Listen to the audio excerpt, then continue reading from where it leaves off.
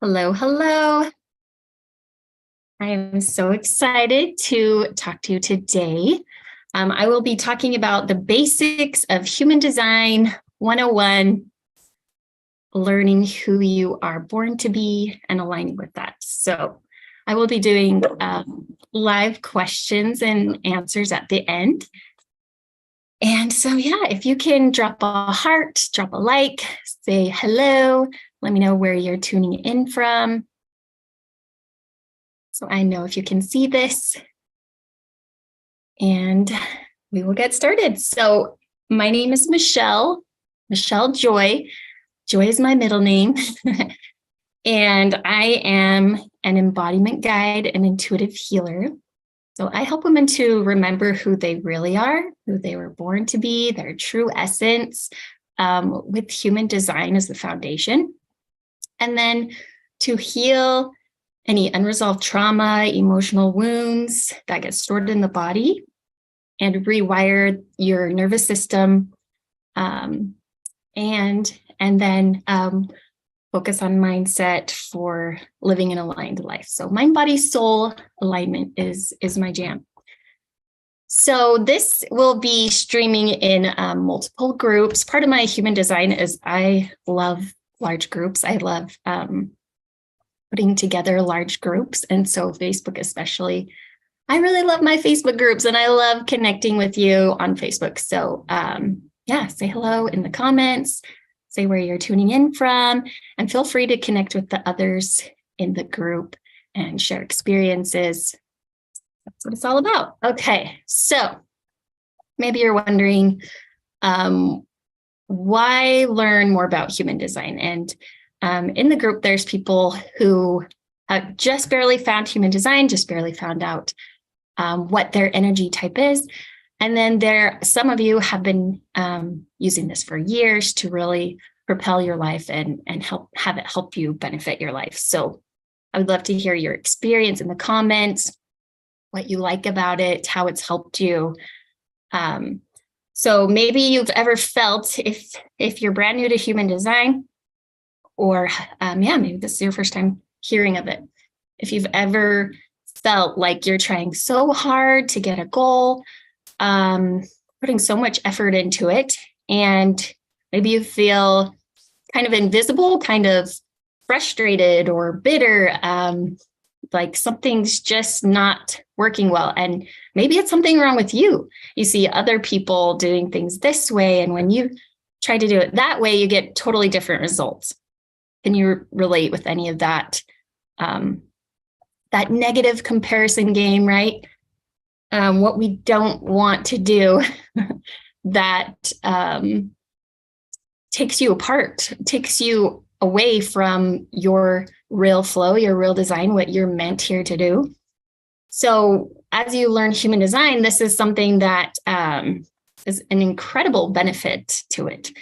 You can stop comparing yourself to others who have totally different designs than you and start maximizing and accepting and growing who you are meant to be and how your energy is supposed to work. So to share a little bit about me, first off, I started as a kid. I was a really empathic, really sensitive kid. Just by nature, really intuitive at a young age even, and went into school, wanting to fit in. And in college, I studied psychology. That has always been my big desire, to understand people, to understand myself on the deepest level. And human design is exactly that, is so deep. I've been learning it for 4 years now, and there's still things that I find that just those amazing light bulb moments go off. So I studied psychology, I got married, I had kids, and my husband was in grad school, and we lived across the country. I had my second baby, and that was when I hit my burnout. Was just totally out of alignment with my design and my desires for my higher purpose. I had squash so much of that innate natural energy inside of me. And so that was when I started my journey of healing and of self-growth and self-love, was about 8 years ago. So I began doing business, and I was a fitness coach, and there was so much I loved about that. And that did align with my design without knowing human design. But there were parts to it that didn't work for me. And again, I was in that conflicted trap of I should be feeling this way and I should be getting results this way, but something's just not working. And then one day I found human design, went down the rabbit hole. Finally, like, so much of my life made sense. Maybe you relate with that. If so, give me a heart in the comments. Tell me your story. So yeah, that was what started this for me. And things just started getting in better alignment in my life. So what would it be like to you if you found there's an easier way to live? There's a way to know yourself and understand your gifts. And wouldn't that just be so nice to have that ease and that flow in your life? So if you are wondering what your chart is, you can get a free chart at my site. And a lot of you are already familiar, have your chart. But if you need a copy, you can go to michellejoyheal.com/human design to get your free version of it. And if you DM me hashtag, or if you DM me or you drop a comment, hashtag free call, please, then I will do 10 minutes of going over your chart with you, because I just absolutely love geeking out on this kind of stuff. So, all right. So next, I'm going to share with you the actual 101 of human design. So let me get my slide so you can see. It kind of looks a little bit different when you first see a chart. If you've never seen your human design chart, it's a little bit like, what's going on here? I know that I was definitely felt like that. Like, what am I looking at? Okay, share my screen. Okay, so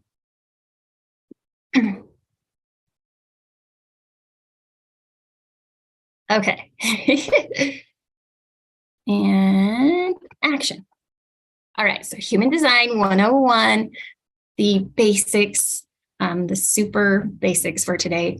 And I will be, like I said, answering questions at the end if you have simple questions or more specific questions to your chart. Okay. So what human design is? Okay, there are different aura types.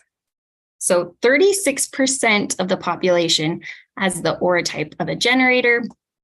They are the great builders to create what they love. They have a very opening and enveloping aura, magnetic, warm, and share that energy. Have you ever met someone that just felt really friendly? You felt comfortable with them kind of instantly? That might be one of the reasons why.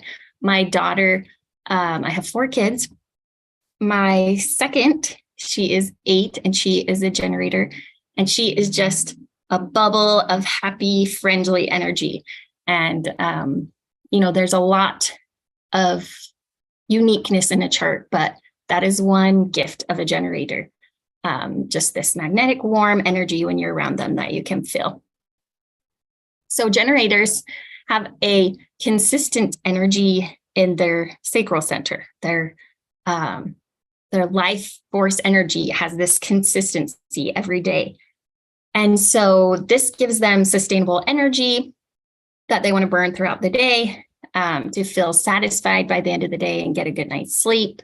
So they are able to work longer hours and have, and they create abundance when they align with what really lights them up. The next type is a manifester. This is 9% of the population. They are the innovators of our society. They're here to make an impact, and their aura is more closed and repelling. Sometimes people are intimidated by their presence, and they are fast and independent, and they will inform you of what their plans are. They are self-driven. And my youngest child, she is a manifester, and it's just so cute to see how people react to how she is, because she does have her own little, she likes to stay in her own bubble, and sometimes she kind of makes lots of like serious faces, and people think they're a little intimidated by her sometimes. They're a little bit think that she's closed off to them. So it's super interesting how I said that already. So if you have a generator, a manifester in your family, or you know that you are one, I'd love to hear your stories.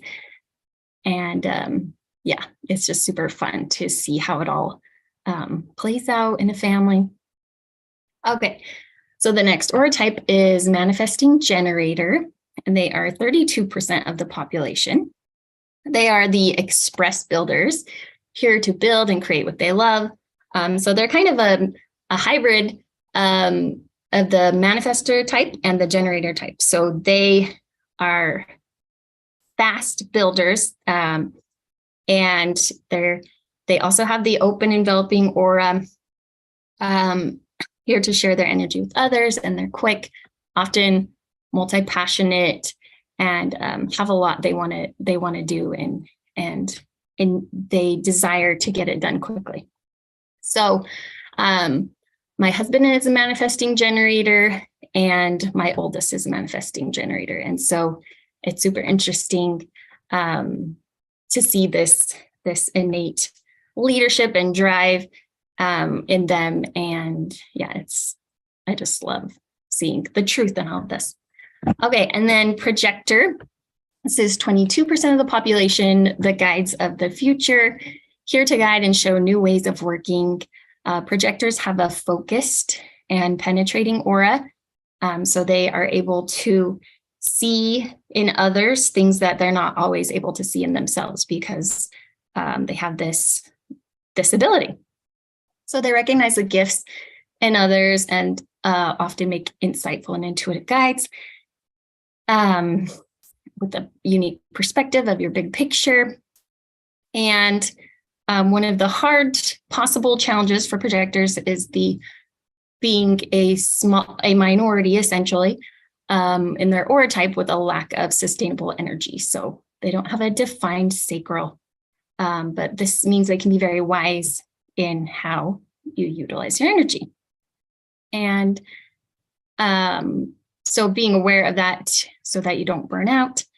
And yeah, here to show the world more efficient ways with energy. So this is my type. I am a projector. And this is why when I found out my human design, was like, oh, wow, this is just so fascinating. I just immediately resonated with it. And yeah, maybe you can relate. I'd love to hear how you felt. How did you feel if you found out your type? And again, if you don't know your type yet and you want to know it, you can go to michellejoyheal.com/human design, or drop a comment and I'll send you the link. Okay, and then the last aura type is reflectors. They are 1%, less than 1% of the population. So super rare.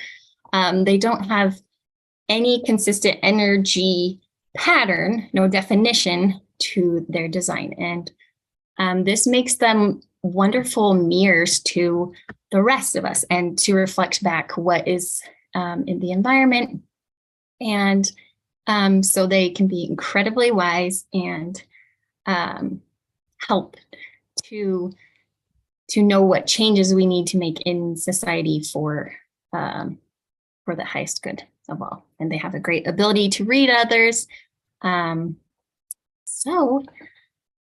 right, so like I said, you can get your free chart here at my website, or comment below if you want to do a 10-minute free call and I can give you some insights on your chart.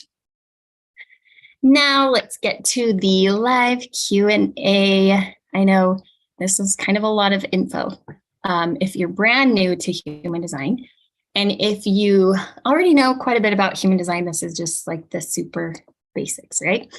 So yeah, I'm gonna check the groups now.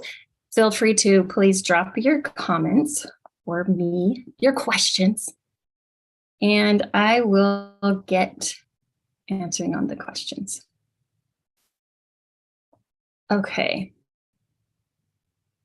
Let's see.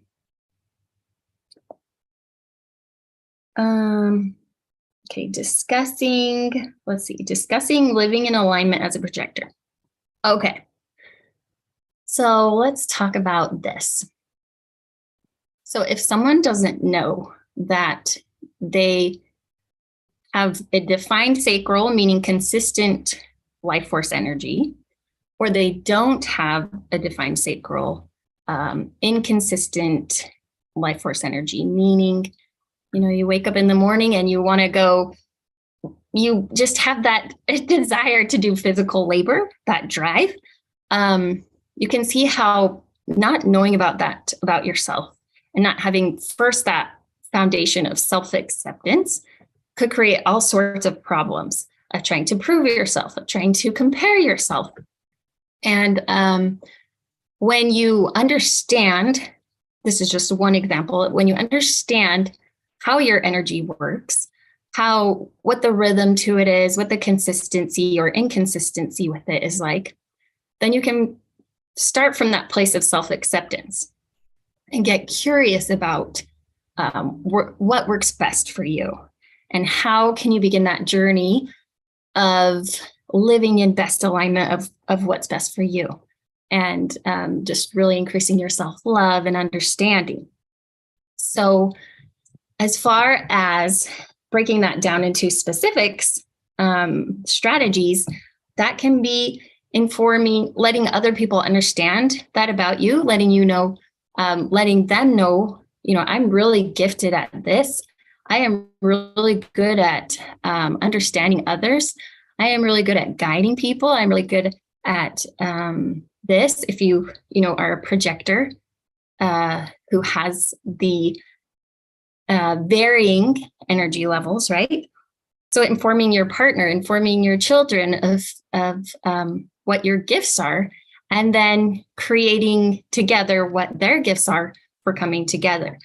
So it's kind of like, as a society, if we have this awareness of each other's gifts and strengths and challenges, then we can serve each other to the best, right?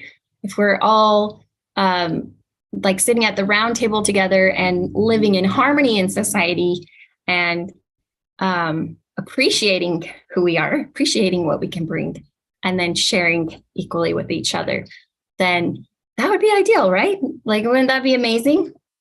Okay, so that's one example. And then with parenting. Okay, so one thing is, before I understood that I was a projector, meaning having this varying energy levels, I was doing, the comparison of, okay, moms are supposed to be able to do this and to be able to keep up with all these endless activities for their kids and constantly keep them entertained. And if you don't have, a Pinterest perfect lifestyle and you're not posting it on social media, just all these ridiculous rules that I was making up in my mind of what I needed to do to be a good mom, to be a traditional mom, or, it's so different for everyone what ideas you get in your mind that you need to be doing. But when you don't understand your differences in energy and in all the different gifts that are inside your chart,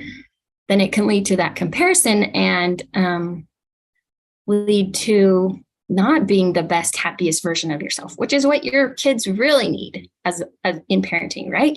What your kids really want is just to feel unconditional love, and you living as a parent, being able to live the highest expression of yourself, of knowing yourself, of understanding yourself, loving yourself, is like the best gift that you can give your kids to show them how you can also help them to do that with their life, to love themselves, to live themselves authentically for their own joy, right? Okay, so each different type does have a different strategy for working with others, and it's, without going too deep into it, essentially, when you learn what your type is and what the types in your family are, you can begin connecting the dots for what works best. So for me, being a projector, my children listen best one-on-one. They can sense into me, sensing into them. The communication is better. So I try to get my kids one-on-one quite often. I love doing, just errands with one of them, or doing a little mommy and me time or mommy and me date night. And that really helps to build that relationship. And, I really crave having deep connection in my relationship. So getting that one-on-one time helps me and my kids build that relationship. So they are more cooperative in those times when the energy is really big and they're all playing, and have a harder time listening to mom directing them. So that's just a tiny, tiny part of it. I'm big into gentle parenting, attachment style parenting. So that's something I can do for a topic another day. Let me just go over some quick questions. Okay, so Stephanie says, how do you determine what design a person has? Like a questionnaire? Oh, okay. Sorry, that is a super important question. Okay, so human design is a combination of astrology, the I Ching, quantum physics, and the Kabbalah. So it's essentially has Eastern and Western philosophy that has created this way to discover your human design. So it does have a lot of astrology in it. And so you find it by your time and place of birth. So by the exact minute. So if you can get out your birth certificate, there's ways to call and find out, but you need the exact minute at the time you're born and place you're born to get your chart. Now, if you aren't able to get the exact minute, there is some ways to do like elimination, like you're saying, Stephanie, with muscle testing and some other things. So I can help you with that. But ideally, if you do have the exact minute you're born, then that is ideal. And let's see. Understanding the difference in answers. Emotional authorities need to ride the wave, but before they get, but does that mean? Oh, okay. All right. So in human design, this is something I haven't talked about yet for those that are brand new to what we're talking about. So in human design, based off of what areas you have a consistent energy in your energy blueprint, tell you what you should be listening to for making decisions in your life, ideally in the best alignment, because the mind is actually not the best for making decisions, right? The mind is great for a lot of things, but when it comes to what is best for you intuitively and in the bigger picture, the body is more wise. The body knows more, okay? So there's different authorities. So for generators, having that life force energy, they all have this or nuh-uh to what's right for them. So with a generator and a manifesting generator, when they are presented with something.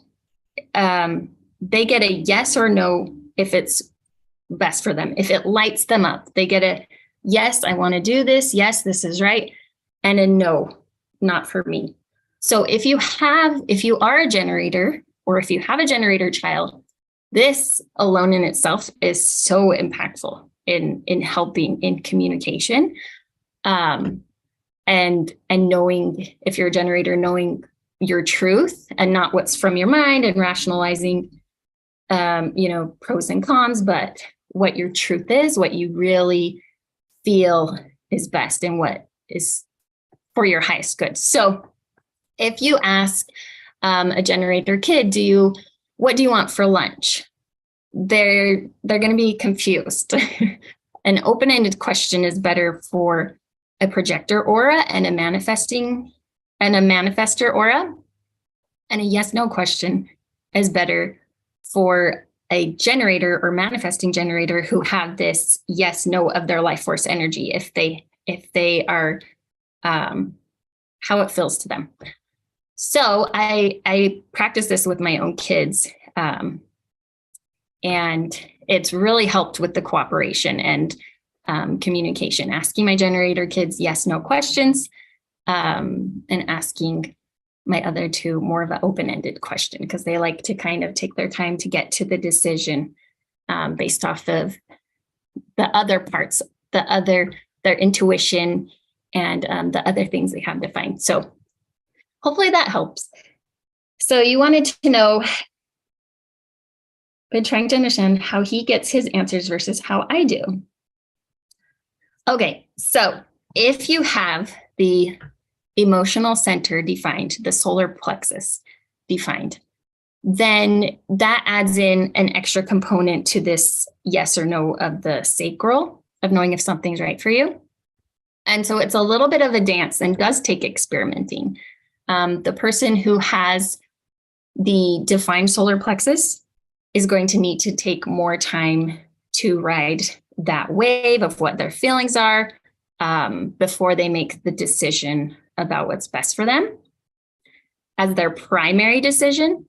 And then the yes/no of the sacral response, the gut instinct, is kind of their secondary component to help them decide. So this is something where it's just an experiment to work with. And the person who doesn't have the definition in their solar plexus, needing some patience with the other who does need a little more time to process their emotions before they feel really good about their decision. Okay, so hopefully that helps. Let's see if there's any other questions. I know this has gone on pretty long. Okay, not sure if this, anything else? Okay, well, if you have any questions, just comment them below and I will DM you.